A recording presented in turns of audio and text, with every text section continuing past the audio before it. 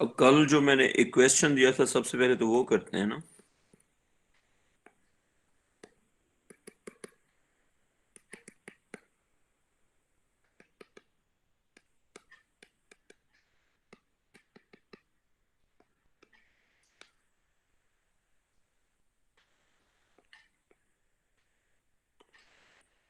Derivation of law of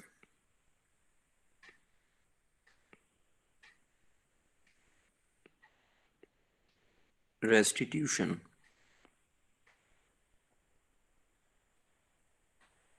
और ये law ये है कि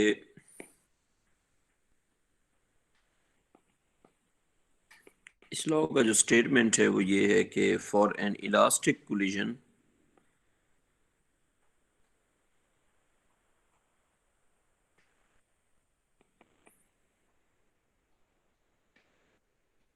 for an elastic collision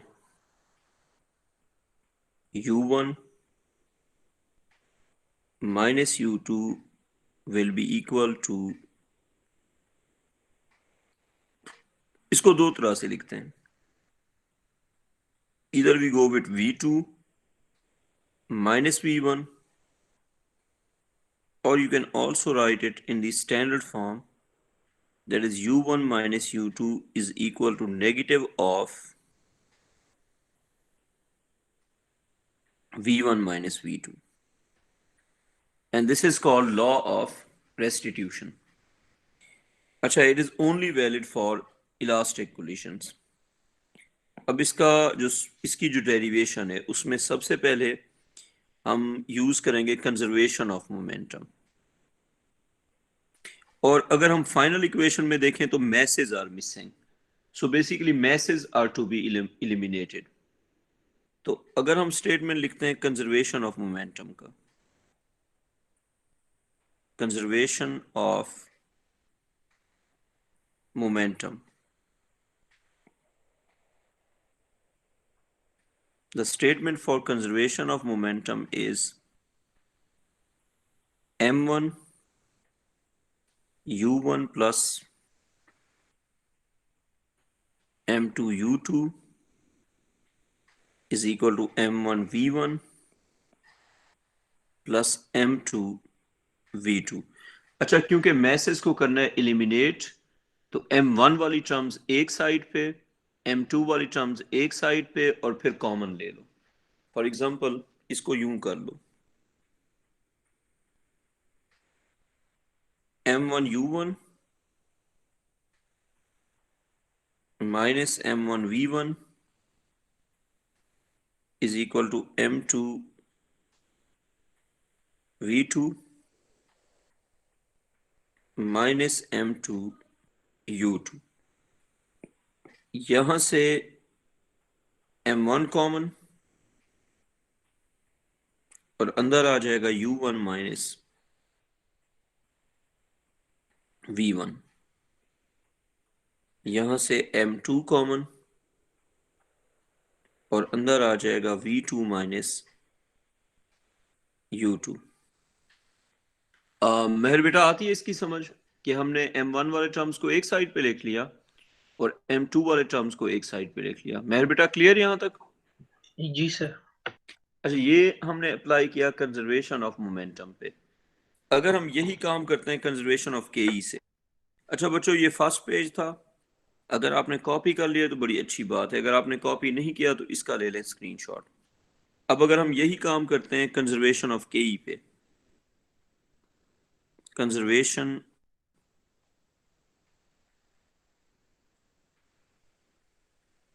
of kinetic energy, conservation of kinetic energy is 1 over 2 m1 u1 square plus 1 over 2 m2 u2 square is equal to 1 over 2 m1 v1 square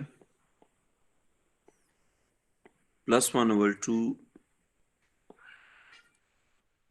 m2 v2 square। अब अगर दोबारा हम m1 वाली terms एक side पे ले जाएं तो 1 over 2 m1 u1 square minus 1 over 2 m1 v1 square। m1 वाले एक साइड पे, इसको हम लेफ्ट पे ले गए, और m2 वाले एक साइड पे 1 over 2 m2 v2 square minus 1 over 2 m2 u2 square। अब देखो लेफ्ट साइड से क्या कॉमन आ जाएगा बेटा, लेफ्ट साइड से यहां पे कॉमन आ जाएगा 1 over 2 m1, और अंदर आ जाएगा u1 square minus v1 square. Right side से कॉमन आ जाएगा 1 over 2 m2, और अंदर क्या आ जाएगा v2 square minus u2 square. अच्छा, अब 1 over 2 से कैंसिल। आपने अपने ओ लेवल में एक फॉर्मूला पढ़ा था, a square minus b square is equal to a minus b into a plus b. ये बहुत ही कॉमन फार्मूला है, ये आपने लाजमी पढ़ा होगा। तो अगर दो स्क्वायर सब्ट्रैक्ट होंगे तो हम उनको फैक्टराइज कर देते हैं। तो यहां पे अगर हम इसको फैक्टराइज कर दें तो ये बन जाएगा, ये हमारे पास यहां से बन जाएगा m1 times u1 minus v1 into u1 plus v1, और राइट साइड पे होगा m2 bracket v2 minus u2 into v2 plus u2। अच्छा, इसको हम कहते हैं इक्वेशन 2। ये हमने क्या किया है, कैनेटिक एनर्जी वाली इक्वेशन को रीअरेंज करके लिख दिया है। m1 कॉमन लिया, m2 कॉमन लिया, 1 over 2 कट गया। महर यहां तक क्लियर? Yes sir. अब देखो, अगर इस इक्वेशन 2 को इस इक्वेशन 1 पे डिवाइड कर दें तो क्या बनेगा। फॉर एग्जांपल अगर हम करते हैं 2 डिवाइडेड बाई 1, तो इक्वेशन की दोनों साइड्स को हम डिवाइड कर सकते हैं। तो 2 को 1 पे कर रहे हैं डिवाइड। 1 क्या था, 2 को हम डिवाइड कर देते हैं 1 पे। अब 1 क्या था, 1 ये इक्वेशन थी। लेफ्ट साइड पे था मोमेंटम वाली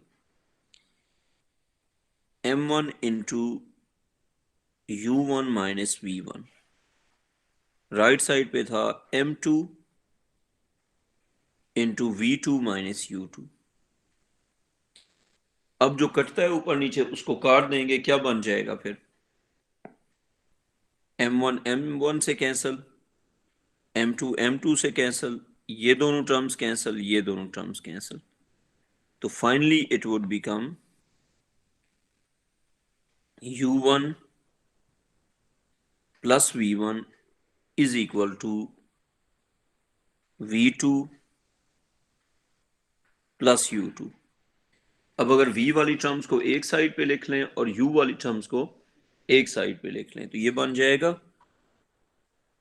u1 माइनस u2, ये हम लेफ्ट पे ले गए, will be equal to v2 minus v1।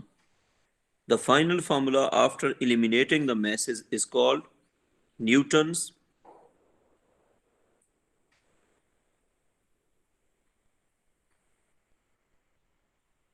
law of restitution।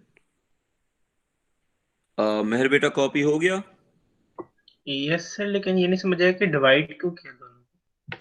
बेटा डिवाइड इसलिए किया है ताकि कैंसिल कर सकें। मैथमेटिकल स्टेप्स हम इसीलिए करते हैं ताकि सिंप्लीफाई कर सकें।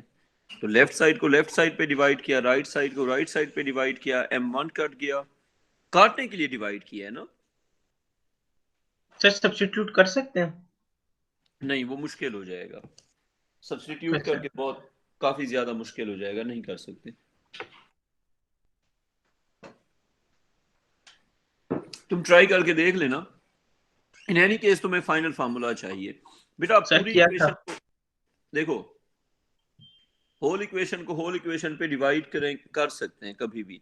तो लेफ्ट को लेफ्ट पे डिवाइड करते हैं, राइट को राइट पे, तो जो कटना होता है वो कट जाता है, बाकी सिंपल फार्मूला रह जाता है।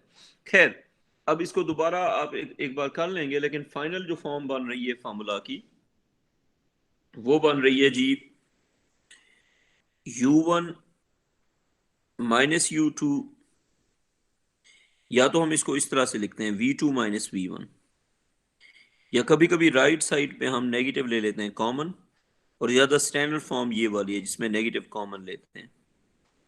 ये डेरिवेशन न्यूटन ने की थी, एंड उसने जो फॉर्म लिखी थी वो ये वाली फॉर्म थी, ये फॉर्म। और इस स्टैंडर्ड फॉर्म को हम कहते हैं न्यूटन्स लॉ ऑफ रेस्टिट्यूशन। अच्छा, इसकी डेरिवेशन में दो चीजें यूज हुई हैं, कंजर्वेशन ऑफ मोमेंटम और कंजर्वेशन ऑफ के ई। अगर कंजर्वेशन ऑफ मोमेंटम और कंजर्वेशन ऑफ के ई अप्लाई नहीं हो रहे, तो न्यूटन्स लॉ ऑफ रेस्टिट्यूशन भी अप्लाई नहीं होगा। तो इसका मतलब ये हुआ कि it's only applicable for isolated collisions in, sorry, it's only applicable for elastic collisions in isolated systems। क्योंकि इसकी डेरिवेशन में हमने कंजर्वेशन ऑफ के ई भी यूज किया है। तो kinetic energy is only conserved if the collision is elastic। तो इसका हम कहेंगे कि it is only applicable, it's only applicable if the collision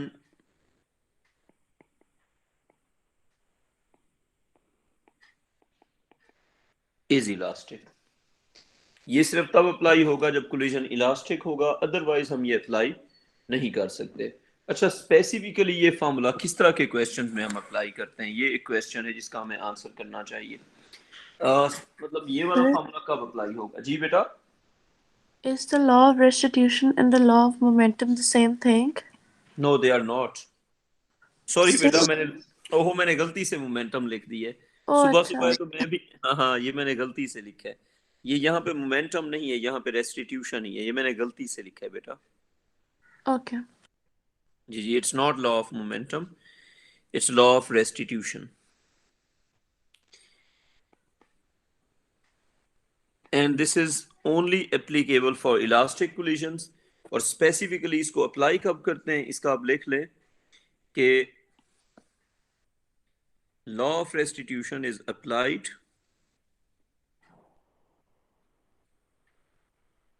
law of restitution is applied कब? Law of restitution is applied if the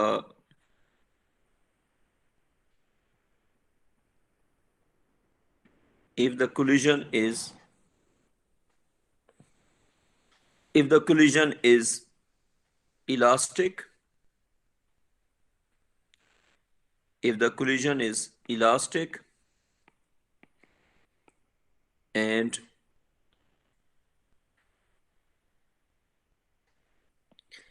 masses are not given। अगर elastic collision हो और masses given ना हो, तो then you have to use law of restitution. तो specifically law of restitution is used when the collision is elastic and the masses are not given. तो मेहर बेटा, समझ आ गई ये बात? Yes sir. तो तब आप यूज करेंगे लॉ ऑफ रेस्टिट्यूशन। अच्छा, अब हम इसकी करते हैं एक एग्जांपल। बच्चों, अगर ये वाला पेज कॉपी हो गया है तो बड़ी अच्छी बात है, नहीं हो गया तो इसका आप स्क्रीनशॉट ले लें। अच्छा, अब इसकी हम करते हैं एक एग्जांपल। एग्जांपल आप लिखें, दो ऑब्जेक्ट्स हैं और वो एक दूसरे के टुवर्ड्स मूव कर रहे हैं। ये ऑब्जेक्ट ए है, इसका मैस हमें नहीं पता, इसकी स्पीड है 10 मीटर पर सेकेंड। ये ऑब्जेक्ट बी है, इसका भी हमें मैस नहीं पता, इसकी स्पीड है 20 मीटर पर सेकेंड। यहां पे होता है elastic collision,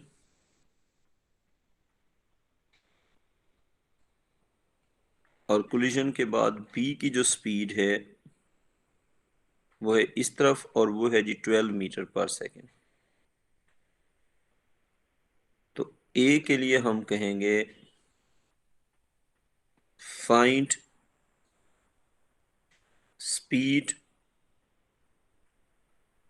and direction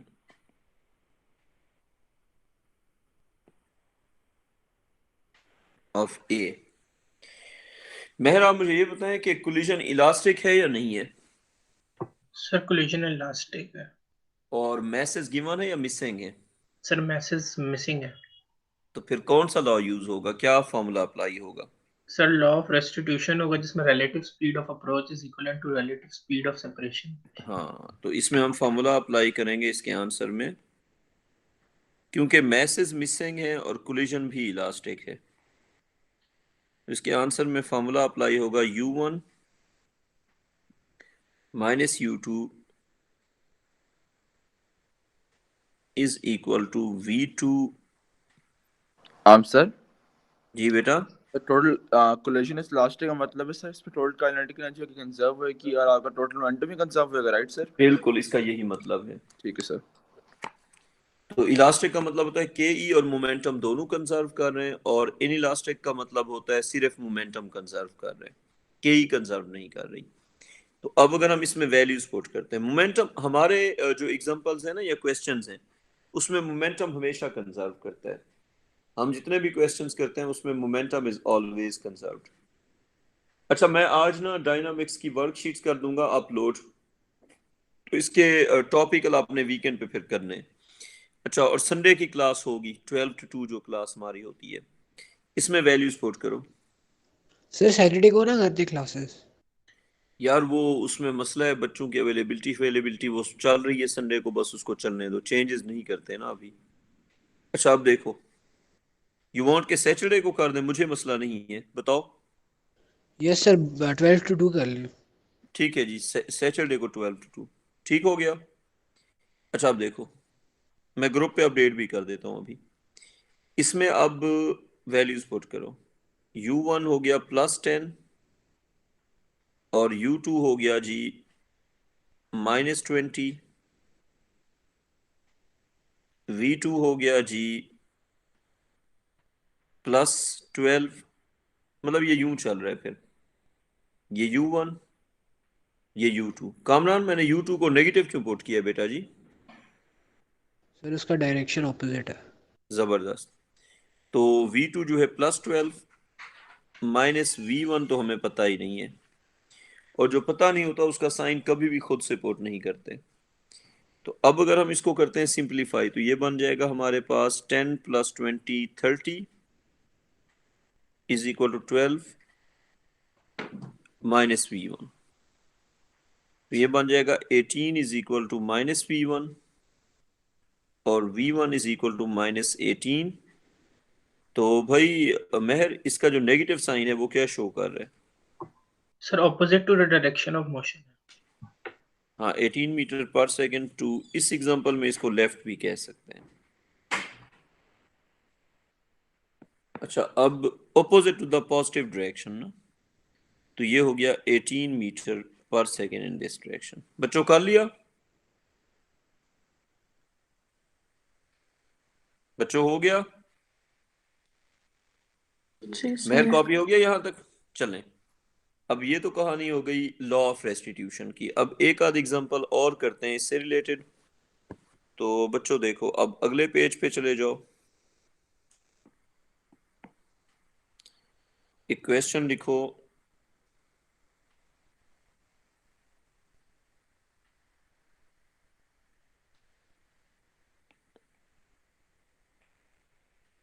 two objects were moving, two objects were moving towards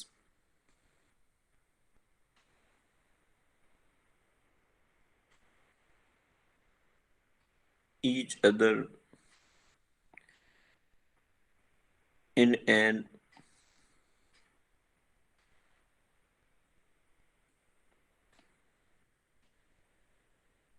isolated system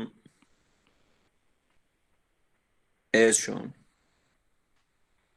अच्छा सिद्रा बेटा, जब उसने कह दिया कि आइसोलेटेड सिस्टम, तो इसका मतलब है हम कौन सा लॉ अप्लाई कर सकते हैं? Law of restitution. हाँ जी, जब उसने कह दिया है कि नहीं बेटा आइसोलेटेड सिस्टम का है, इलास्टिक नहीं का, ओ अच्छा, फिर सर कंजर्वेशन ऑफ मोमेंटम। अच्छा सर, देखें, जब तक वो इलास्टिक नहीं कहेगा तो हम कंजर्वेशन ऑफ मोमेंटम के अलावा कुछ भी अप्लाई नहीं कर सकते।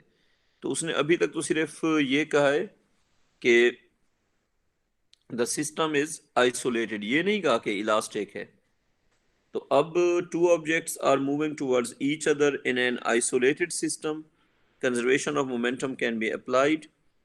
तो ये यूं बना दो, ये वाला ऑब्जेक्ट था, इसका मास था 200 ग्राम और ये मूव कर रहा था राइट साइड पे with a speed of 10 meter per second. ये वाला जो ऑब्जेक्ट था इसका मास था जी 100 ग्राम और ये लेफ्ट साइड पे मूव कर रहा था with a speed of 12 meter per second. और इनका जो आपस का डिस्टेंस था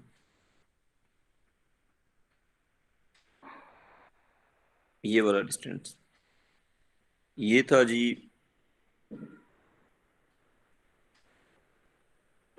88 मीटर्स।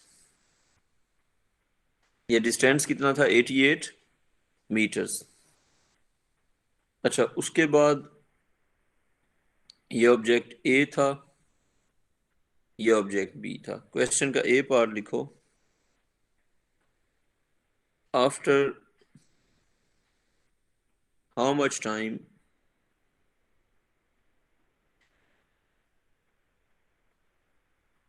A and B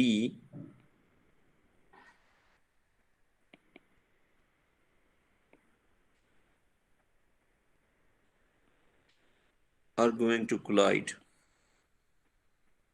तो क्वेश्चन समझ आ गया? After how much time A and B are going to collide, कितने टाइम के बाद ये कोलाइड करेंगे? सिद्रा बेटा कैसे होगा ये क्वेश्चन?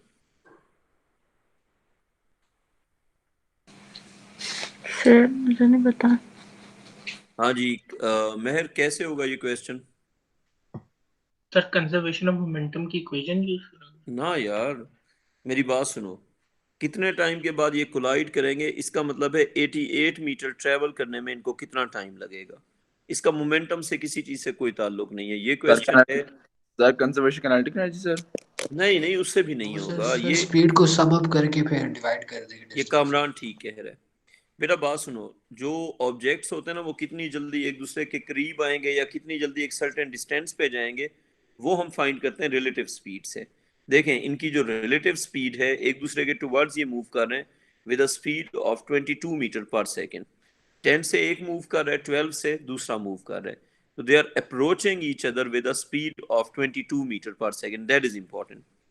तो सबसे पहले हम इनकी फाइंड करेंगे रिलेटिव स्पीड। अच्छा, आसान जबान में आपने ये करना होगा,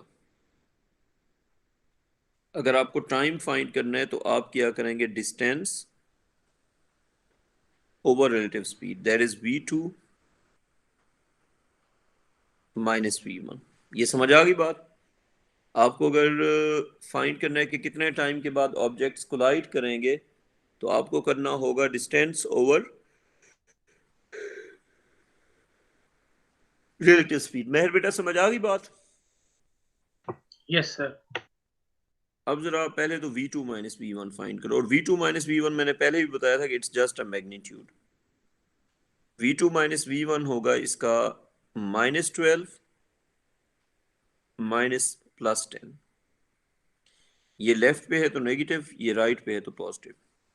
जब इसको सॉल्व करेंगे तो इसका आंसर आ जाएगा -22 मीटर पर सेकेंड। तो हम कह सकते हैं कि दे आर अप्रोचिंग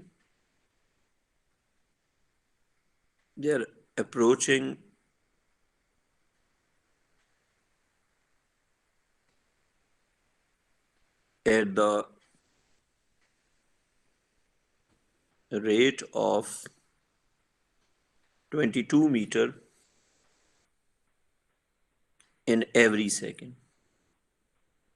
हाँ जी सिद्रा बेटा, ये बात ठीक है कि ये दोनों ऑब्जेक्ट एक दूसरे के टुवर्ड्स आ रहे हैं और डिस्टेंस जो है वो डिक्रीज हो रहा है।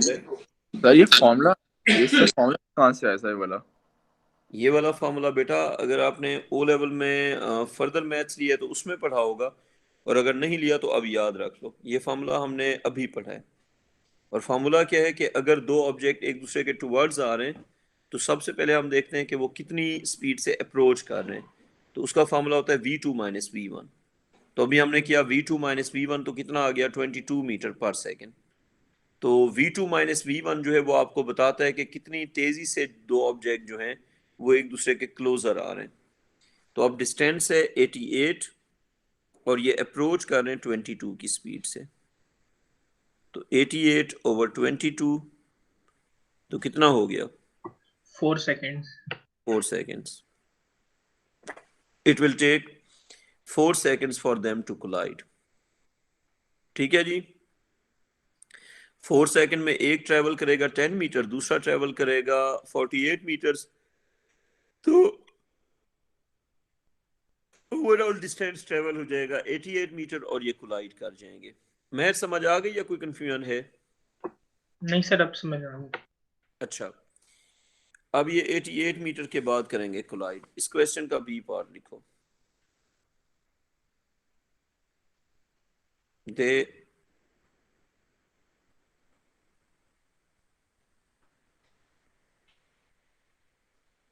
collide and stick together।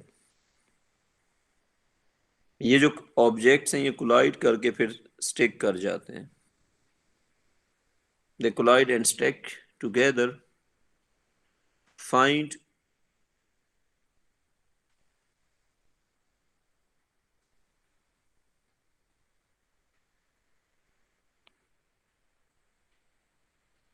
the final speed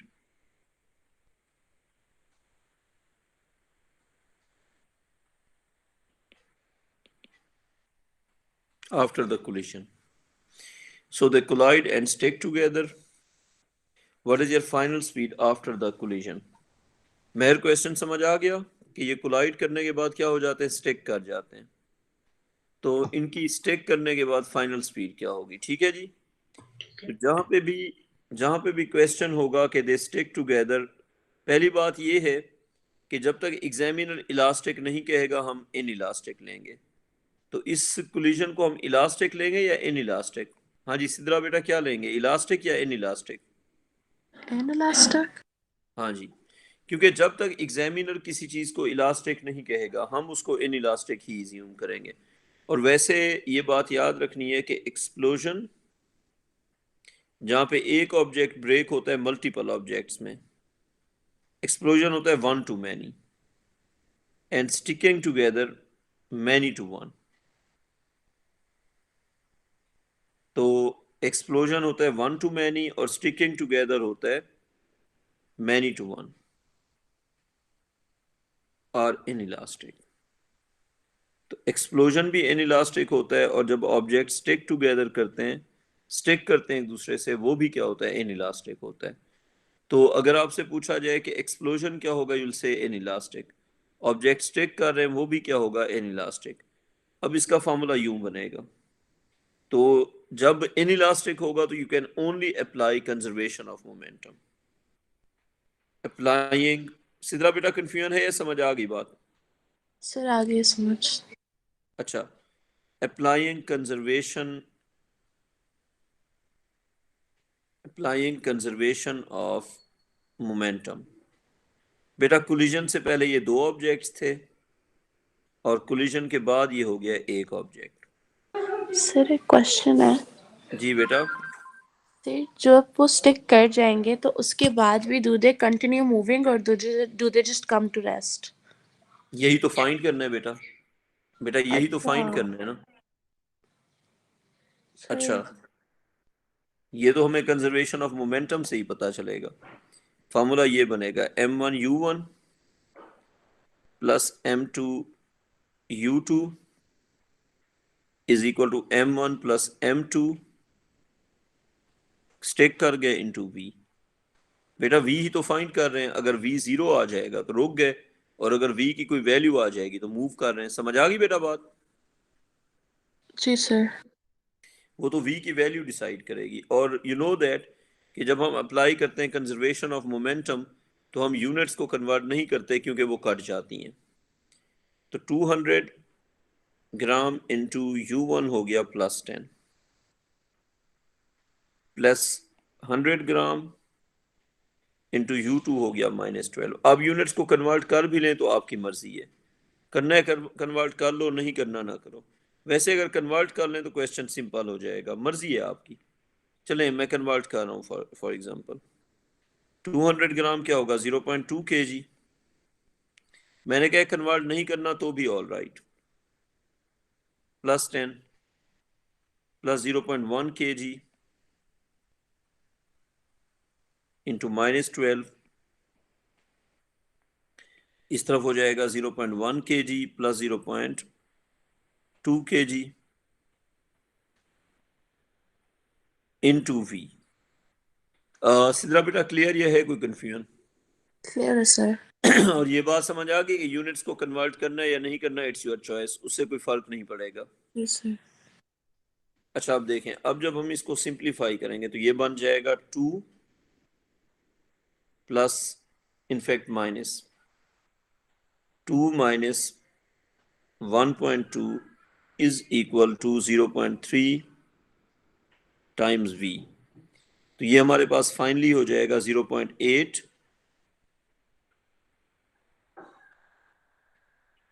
0.3v। तो बेटा v का आंसर आ जाएगा 0.8 ओवर 0.3। हाँ जी बेटा क्या आंसर आ गया? 2.67। 2.67 मीटर पर सेकेंड। इसका मतलब है कोलिजन के बाद they will stick together and they will move of with a velocity of 2.67 towards right. मतलब ये हुआ है, जब ये कोलिजन हो गया है उसके बाद ये स्टिक कर गए तो इनकी जो मूवमेंट है फिर वो हो रही है, ये दोनों आपस में जुड़ गए, ये 200 ग्राम और ये 100 ग्राम आपस में जुड़ गए और ये राइट साइड पे मूव कर रहे हैं with a speed of 2.67 meter per second. हाँ जी बच्चों आती है समझ? जी सर। तो कल की जो क्लास है वो है जी सैटरडे की क्लास है, उसका टाइम नोट कर सर लो। मुझे फार्मूला वाला समझ नहीं आया सर, ये वाला फार्मूला आया कहाँ से, m1u1 प्लस m2u2 वाला? मैं बताता हूँ बेटा, ये कंजर्वेशन ऑफ मोमेंटम अप्लाई की है ना। Sum of initial momentum is equal to sum of final momentum, ये फार्मूला यहाँ से आया ना। अच्छा सैटरडे की क्लास है 12 to 2, और बेटा ये जो आप फार्मूला मुझसे पूछ रहे हैं ना ये फार्मूला है। फॉर एग्जांपल दो ऑब्जेक्ट्स हैं, ठीक है, ये m1 है, ये m2 है, इसकी वेलोसिटी है फर्ज करो u1, इसकी वेलोसिटी है u2। अब ये कोलाइड करते हैं, कोलाइड एंड स्टिक टुगेदर। तो कोलिजन के बाद ये दोनों फिर आपस में स्टिक कर जाएंगे और साथ मूव करेंगे। दैट वुड बी ये m1 हो गया और इसके साथ ही स्टिक कर जाएगा m2।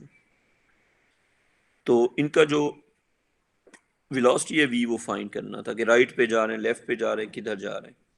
तो बेटा ये फार्मूला इस तरह से बना है, कंजर्वेशन ऑफ मोमेंटम होता है कि सम of initial momentum m1u1, m1 का initial momentum, plus m2u2, m2 का इनिशियल मोमेंटम, ये इक्वल हो जाएगा m1 प्लस m2 और इनटू v के।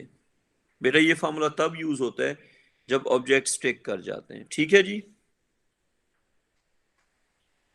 और कल की जो क्लास है उसका टाइम है जी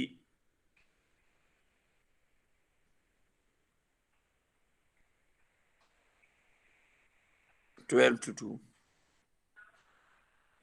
बेटा कल की क्लास का टाइम है 12 to 2। ठीक हो गया बच्चों? यस ठीक है जी बच्चों, अब आप क्लास लीव कर सकते हैं। टेक केयर, खुदा हाफिज। अल्लाह हाफिज़ सर। अल्लाह हाफिज़ सर। अल्लाह हाफिज बच्चों।